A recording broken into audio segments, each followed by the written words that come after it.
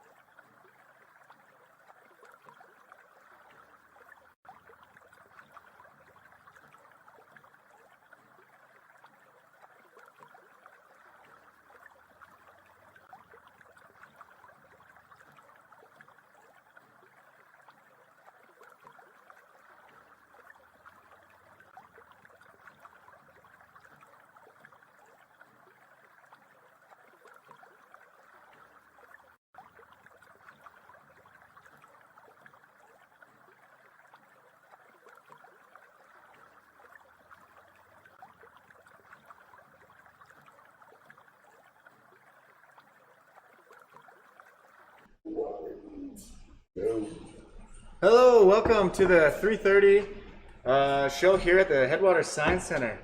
Today, actually first, let me introduce Liam. Hello. Liam is one of our volunteers here today, and can you believe it? It's his first day. First day, and he's already getting on camera. He's a natural. He's going to be helping me out today get some test results from a lab that we're going to be doing. And that lab is, we're going to be measuring fish respiration in different temperatures. Times that we can, we're having a hard time hearing me, but I am fully vaccinated, and so Liam is also fully vaccinated. So we are comfortable taking our masks off here today, and it's only two of us around on camera here, so we're all good over here. So today so like I said, fish respiration, comparing different temperatures. In this sample, we have about 14 degrees Celsius, which comes out to be about 60 degrees Fahrenheit, and in this test sample, it's about 23 degrees Celsius, which comes out to be, I don't know, around 70 degrees Fahrenheit. And what do we need to know? What do we need for this lab or experiment? If we want to do this experiment at home, you do not need a constant temperature magnetic agitator. You don't need one of these fancy things. All you need is reliable measuring way to measure the temperature, two same size beakers, and a test subject. For our test subject today, we're using maybe a crappie minnow or maybe a fathead minnow. It's a crappie minnow. Oh yeah, so we're going to be using crappie minnows today, and you don't need to use this specific species of fish. You can use goldfish. You can use other types of fish. Probably something that has like a high temperature tolerance. We'll take that top one. It looks good. Yeah, that top one is not looking too good, and it got beat up in the tank, I think, and it just happened to be. You want to take him out of there and put him in some other one? Well, these are just here for looks. We're not actually using these. Well, This is the main character today. So this will be our control. This one was this is the temperature that is what the lakes are at right now. The lakes are cooling down now. So they're sitting around 50, 60 degrees Fahrenheit. And then once we get our so how do we measure respiration? Respiration is breathing, and fish breathe through their gills. So this will be counting their gill plate, how many times that moves in and out. Once it goes out, comes back in, that'll be one respiration. Fish use their gills to pass oxygenated water past their gill plates, which you can see have a lot of surface area on them to help distribute the oxygen or collect it. All right, and Liam is going to be the counter today, and I will be timing for 15 seconds. 15 seconds, just because that's the time that I want to count for. If you start counting for longer than that, you might get to a big number that might just be too not practical to count. Easiest number to count to. So if Liam's ready, Yeah. we're gonna do this 3 times. We're gonna take we'll do it 4 times. We're gonna take 4 different measurements of 15 seconds in the 60-degree cold water. All right. Okay. And let me pull up the. All right, I have the timer ready. Liam, are you ready? Yeah. You got a good visual on the fish? Yeah, I've got a good visual. All right, 15 seconds is going to start now.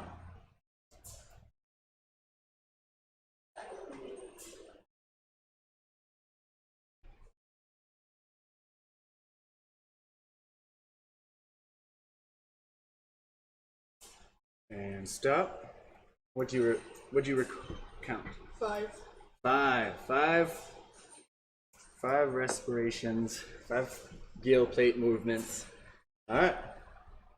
Are you ready for this second round of? Yes. All right. Ready? 15 seconds to start now.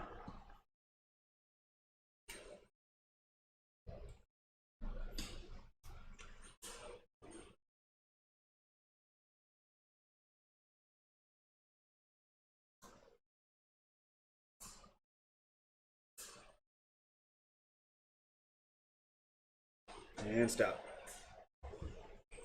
I got 4 this time actually. Okay. That's okay. Results are results. All right. Now for count number 3. Ready, set, go.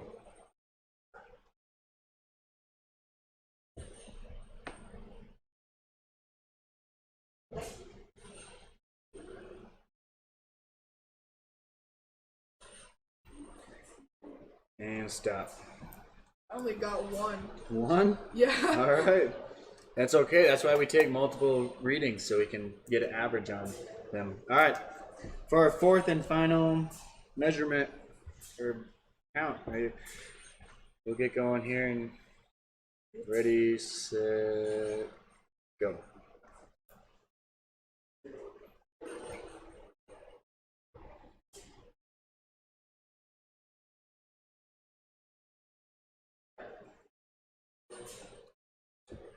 And stop. 9. 9. All right. And you could, and this is a good example of why you don't just take one recording. So Liam recorded 5, 4, 1, and 9. And there's a lot of variety within just those 4, just in that 1 minute of testing. So let's see, the average would be what? 4 would be like 5. Oh, the average respiration count for a crappie minnow in 60-degree water would be 5 respirations per 15 seconds. All right, now let's see if we can. Ooh, you know what? I didn't think about a net or anything to grab them out of there. Oh yeah, we do have a net. One thing that's nice about working here at the Science Center is we have a lot of aquatic exhibits. So we didn't have to look too far for a fish net. Let's see how we're gonna do that. Oh, probably I'll just catch him in the sink. There you go. And put them on into the warmer water. The warmer water is, again, around 70 degrees Fahrenheit. And at this stage, it's important to have a acclimation period. Acclimation period is a time where the fish becomes familiar with its new surroundings. This is something that you probably would do if you bought a new fish for your fish tank. Probably leave them in the bag in the water for a while. But for us, we're going to do that for another 30 seconds. Just let him get his body up to temp. And they're small fish, so it doesn't take too much.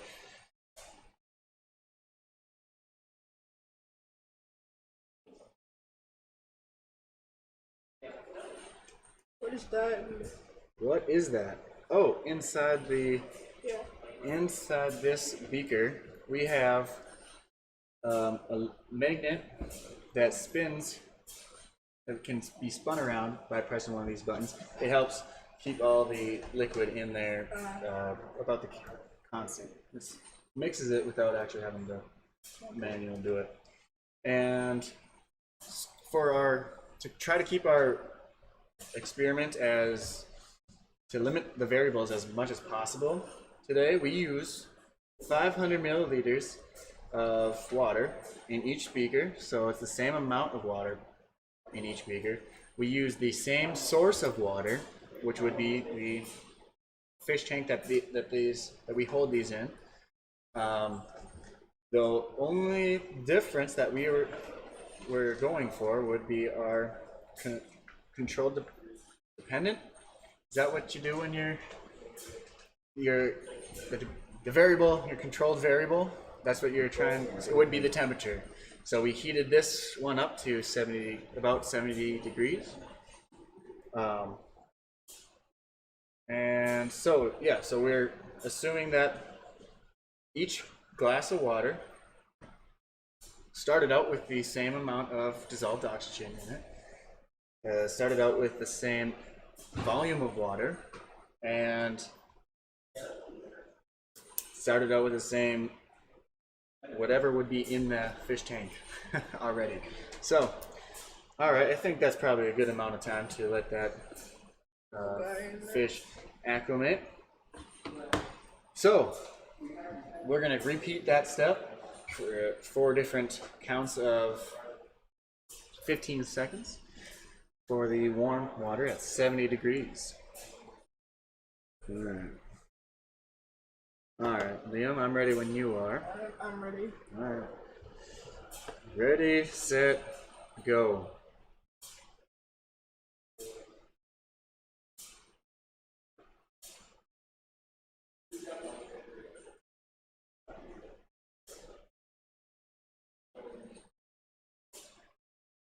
And time. You only did it once. Once. Okay.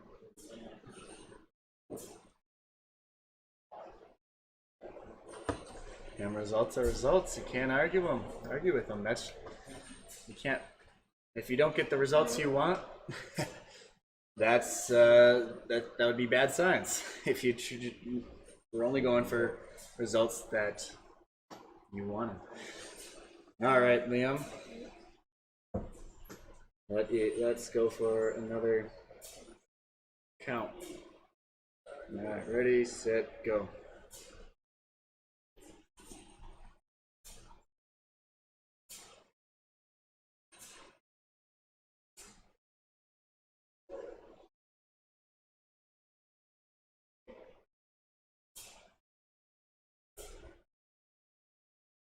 And stop. I didn't see any on that one. You didn't see any? No, what did you see? Well, if we didn't, we can redo that one. Another key spot to look at is not just the gill plate, but also be the open mouth, the mouth moving, opening and closing. So yeah, if you didn't get any, sometimes the fish is just too lively, and you know that's just what you're dealing with a live organism. So, and that's okay. All right, let's retest sample number 2. All right, ready, set, go.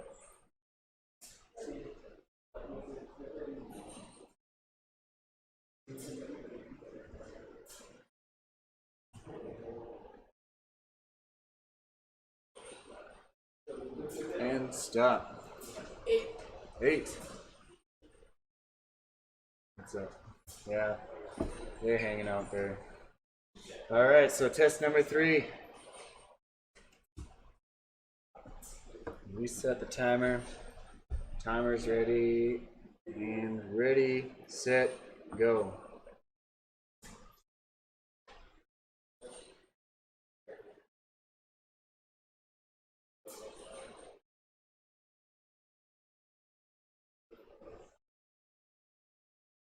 And stop. 6. 6. Okay. And now for our 4th and final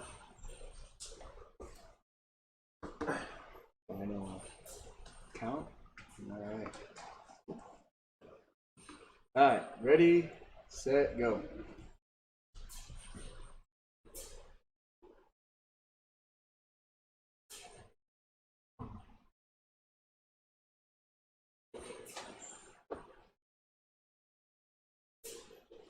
And stop.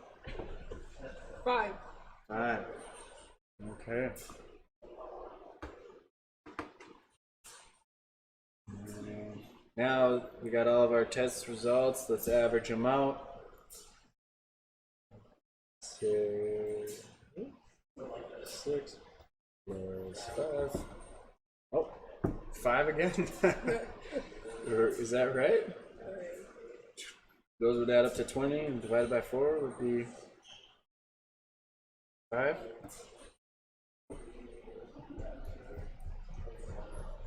Okay.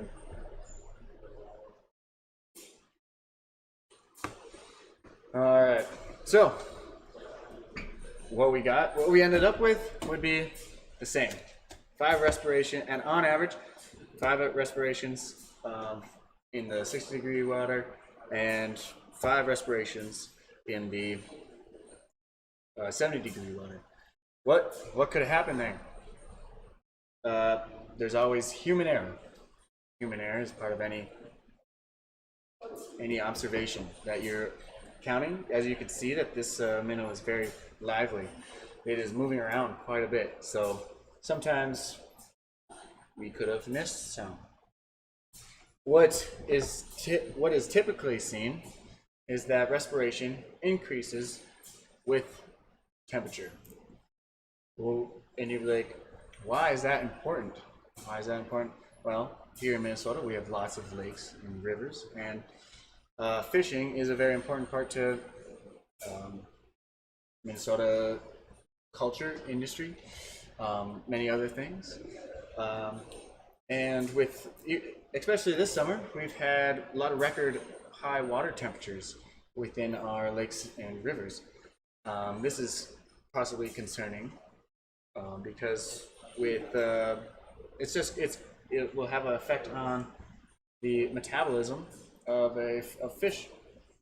And lakes and rivers, they don't have an infinite amount of resources. They only have a specific temperature tolerance. They have a specific oxygen tolerance. They have all those things that play into a factor. And with increasing water temperatures, that can affect that will play a big role in what the fish does and how the fish acts and what the fish looks like. With an increase of metabolism rate, they would either have to get more food to maintain their same body shape or mass, or become smaller and not need as much energy, food to live in that type of higher temperature. Now let's look at, so what happens when water gets warmer? In this jar, when water warms up, it can't hold as much oxygen as a cold jar. That is possibly concerning if you're breathing that water. Because just like you and I, we need oxygen, so do they. But they just get it in different forms. Their form would be all the dissolved oxygen within the water. But what happens if there's not as much oxygen? They have to go find a region in the lake where that would meet their specifications. You see this happening with thermoclines, as the water in the summer in lakes and rivers, lakes, becomes warmer. They develop it's called a thermocline, I think. A thermocline is an area by which it's cooler to hold the oxygen, but not too deep to be missing some of the nutrients. Yeah, so narrow band where they meet this metabolic demand and desire to be in the same place. Yeah, the cold water and warm water kind of separate there, and they don't mix as well. And then, as the guy behind them said, the thermocline is defined as where the fish find where they can live, and the deepest part. The trend on thermocline is that it's getting narrower and narrower rather than a wider band that offers more opportunity. Yep. So as the water warms up, the warmer water holds less oxygen, and you'll see the thermocline move up, which limits the amount of water that is available for the fish. Obviously, we didn't get the results, the expected results, but that is okay. Results are results. That's important for any scientific process that you are just you are relaying the results that you get, and that is okay. So if we didn't get result, the no result is the result. But how might we have missed this? Let's think about there's the human area you already mentioned. Yeah. I'm wondering about other things like maybe that water that you cooled down didn't lose its oxygen enough to actually represent the amount it can hold over time, because overnight oxygen's dynamic. Yeah, and So I don't. maybe, I don't think that the oxygen would have. There's not much difference in the oxygen, So we but should I have think it's measured just the temperature. That's the temperature. and dissolved oxygen. Yeah. But that is also a figure that varies with temperature. So Yeah. we'd have to adjust for that. So how you could do this at home for more accurate results would be to increase the number of counters that you have, and increase the time that you allowed your specimen to acclimate to the new environment. We might have gone from cold to hot, or hot to cold, or warm to cold, rather than cold to warm, and that could have made a difference. So Yeah. the idea is if we're not getting results, we need to adjust our experimentation so that we can be sensitive to differences, if they indeed exist. Now we believe they do, but so far our results don't translate into us being... Our results on camera are inconclusive, but it is tested from other experiments that it does. Yeah, we don't want to add the bias of expecting or looking for results when in fact if they're not there, they're not there, that's the result. So I would be reporting that this would be inconclusive. More tests would be needed to be done to determine whether it does or does not support the hypothesis that fish respiration increases with temperature. But if you want to come down to the Science Center and conduct one of these experiments with me, or with Liam, or with one of our educators here at the Headwaters Science Center, we will be doing one of these shows every day at 3:30. So come on down. Our hours are 7 days a week, 9 to 5, Monday through Saturday, and Sunday 1 to 5. Thanks for tuning in, and I will see you